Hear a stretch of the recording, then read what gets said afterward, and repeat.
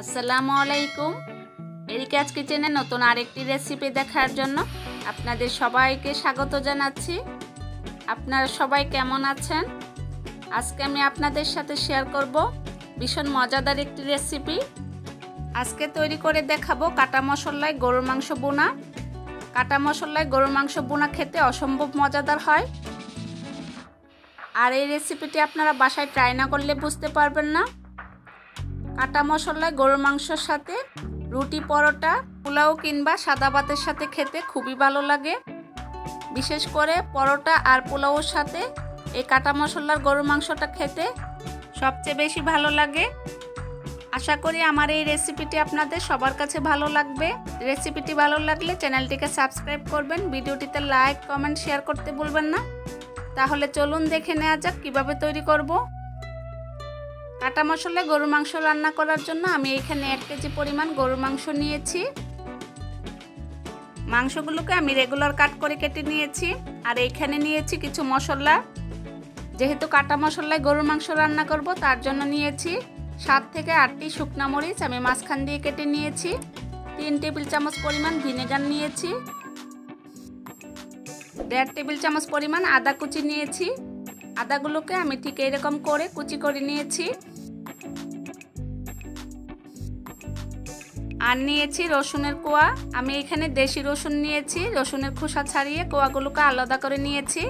এখানে আমি 3 টেবিল চামচ পরিমাণ নিয়েছি। এগুলোকে আমি কেটে নিইনি যেহেতু ছোট কোয়া। আপনারা যদি বড় রসুন নেন সেক্ষেত্রে একটু কেটে নেবেন মাঝখান দিয়ে। আর নিয়েছি 2 টেবিল চামচ টক দই। স্বাদ অনুযায়ী লবণ নিয়েছি।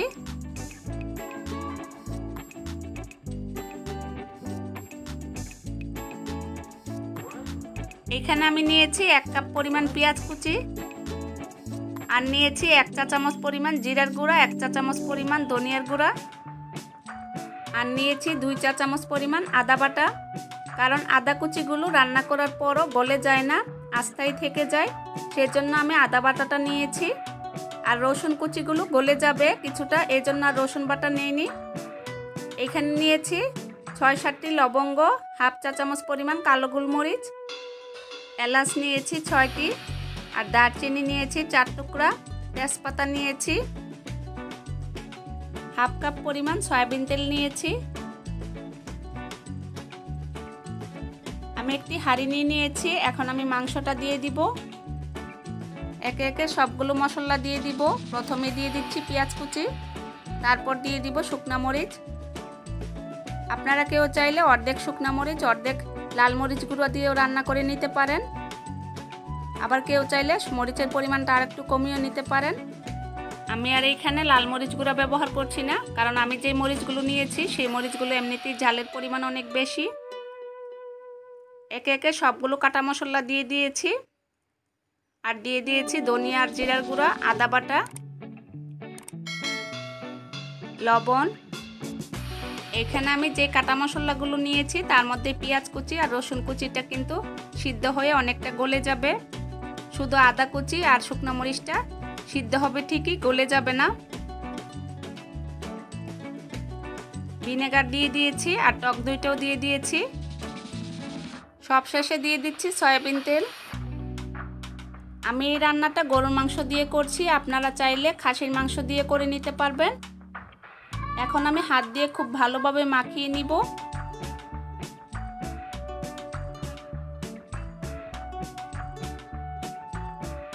কাটা মশলায় গরুর মাংস রান্না করা খুবই সহজ, কোনো ঝামেলা নেই। খুব ভালোভাবে মাখিয়ে নিয়েছি। এখন আমি একটা ঢাকনা দিয়ে 30 মিনিটের জন্য রেস্টে রেখে দিব। আপনাদের হাতে সময় থাকলে 1 ঘন্টা পর্যন্ত রেস্টে রেখে দিতে পারেন। ফিরে আসছি তাহলে 30 মিনিট পর। ফিরে আসছি 30 মিনিট পর। এখন আমি ঢাকনাটা খুলে মাংসটাকে আবার একটু নেড়ে দিব আর চুলাটা ধরিয়ে দিব।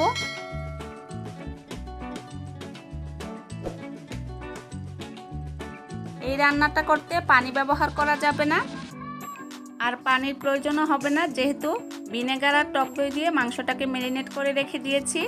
এমনিতেই মাংসটা তাড়াতাড়ি সিদ্ধ হয়ে যাবে, আর মাংস থেকে এমনিতেই অনেক পানি উঠবে। ঢাকনাটা দিয়ে দিয়েছি 10 মিনিটের জন্য।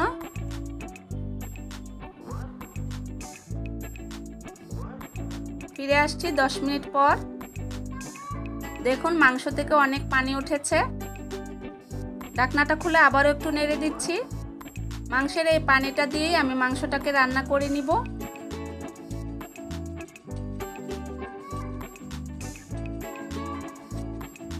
আর মাংসের এই পানিটা দিয়ে মাংসটা কিন্তু খুব ভালোভাবে সিদ্ধ হয়ে যাবে।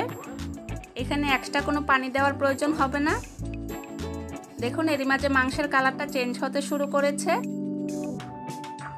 আর মাংসটাতে যেহেতু আমি ঝোল রাখবো না, সেহেতু পানি দেওয়ার প্রয়োজন নেই। এখন আমি আবারও ঢাকনাটা দিয়ে দিব 10 থেকে 15 মিনিটের জন্য।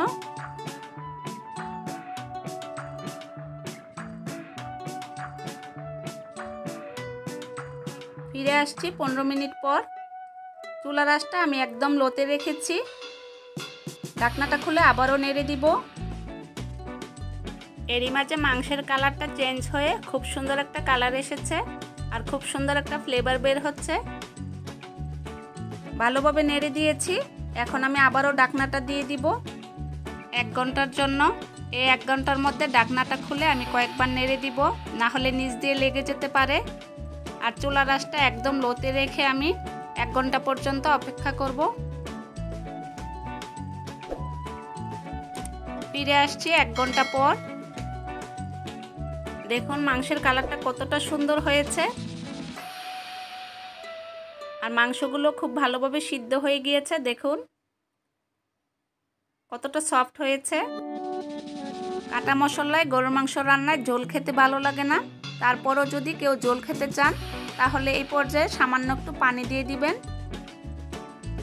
এখন আমি দিয়ে দিব 5-6টি কাঁচামরিচ আর দিয়ে দিব 1/2 চা চামচ পরিমাণ গরম মশলার গুঁড়া। আবারও খুব ভালোভাবে নেড়ে মিশিয়ে দিব। দেখুন মাংসের মধ্যে এখন আর কোনো পানি নেই। মাংসটা একদম বোনা বোনা হয়ে গিয়েছে। এখন আমি ঢাকনাটা দিয়ে দিব আবারও 1 মিনিটের জন্য। রান্নাটা হয়ে গিয়েছে। এখন আমি চুলাটা বন্ধ করে দিব। দেখুন কালারটা কতটা সুন্দর হয়েছে, খেতেও অনেক বেশি মজাদার হয়েছে। আমার এই রেসিপিটি যদি আপনাদের ভালো লাগে তাহলে আপনারা বাসায় ট্রাই করবেন আর আমাকে কমেন্ট করে জানাবেন কেমন লেগেছে। রেসিপিটি দেখার জন্য আপনাদের সবাইকে অসংখ্য ধন্যবাদ। রেসিপিটি ভালো লাগলে প্লিজ আমার চ্যানেলটিকে সাবস্ক্রাইব করবেন।